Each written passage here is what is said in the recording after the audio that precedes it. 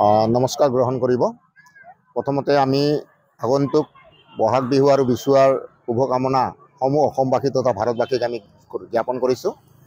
আজি আমি বহলপুৰ টটপাৰা চিলাৰায় সমাজ কল্যাণ সংঘ লগতে বহাগ বিহু আৰু বিচুৱা উদযাপন সমিতিৰ যৌথ উদ্যোগত আমাৰ বহলপুৰ টটপাৰা কালী মন্দিৰ প্ৰাংগণত লোক সংস্কৃতিৰ ওপৰত গুৰুত্ব ৰাখি আমাৰ যি লোক সংস্কৃতি লোকনৃত্য সেই লোকনৃত্যৰ আমি কৰ্মশালাৰ আয়োজন কৰিছোঁ 5 দিনীয়া কাৰ্যসূচীৰে।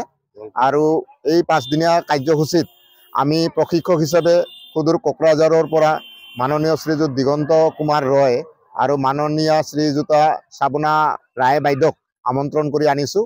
আজি আপোনালোকে প্ৰত্যক্ষ কৰিছে যে আমাৰ বহুত কিশোৰ কিশোৰীকে মহিলাকে আদি কৰি বৃদ্ধ বনিতাকে আদি কৰি আজি আমাৰ এই কৰ্মশালাত আহি সঁচাকৈ আমাক যি উৎসাহিত কৰিছে, সঁচাকৈ আমি খুবেই আপ্লুত হৈছোঁ। আমি আশা ৰাখিছোঁ আমাৰ এই কৰ্মশালাৰ জৰিয়তে আমাৰ এই বৃহত্তৰ অঞ্চলৰ এই লোক সংস্কৃতিৰ যি চৰ্চা যি খ্যাতি, এই খ্যাতি আমি নিশ্চয় অক্ষুণ্ণ ৰাখিবলৈ আমি প্ৰচেষ্টা অব্যাহত ৰাখিছোঁ। আমি আশা ৰাখিছোঁ আমাৰ এই কৰ্মশালাৰ জৰিয়তে আমাৰ এই ভৱিষ্যত বংশধৰসকলে নিশ্চয় আমাৰ এই লোক সংস্কৃতিক জীয়াই ৰখাৰ যি কৌশল, যি আদব কায়দা, এইখিনি সংগ্ৰহ কৰিব। আৰু এই উদ্দেশ্য আগত ৰাখিয়ে আগন্তুক বহাগ বিহুৰ 1ম তাৰিখত আমি এতিয়া প্ৰগ্ৰাম কৰোঁ, জ্যেষ্ঠ কনিষ্ঠৰ মহামিলন পৰ্ব লগতে বহাগ বিহু উদযাপন কৰোঁ।